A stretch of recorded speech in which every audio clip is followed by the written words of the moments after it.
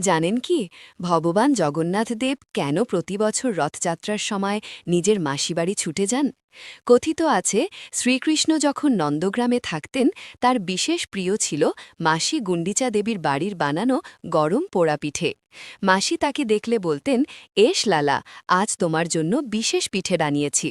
কৃষ্ণ হাসতে হাসতে দৌড়ে গিয়ে বসতেন চুলার পাশে আর গরম পোড়া পিঠে খেতে খেতে বলেন, মাসি, তোমার পিঠের স্বাদ অসাধারণ। সময় কেটে যায়, কৃষ্ণ রূপান্তরী হয় ভগবান জগন্নাথ দেব হিসেবে।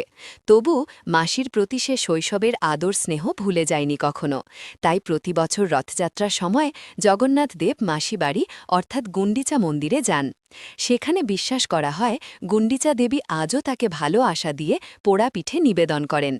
এই কারণে বলা হয় ভগবান জগন্নাথ শুধু দেবতা নন, তিনি সেই কৃষ্ণই যিনি আজও শৈশবের স্নেহে টানে মাসির বাড়ি ছুট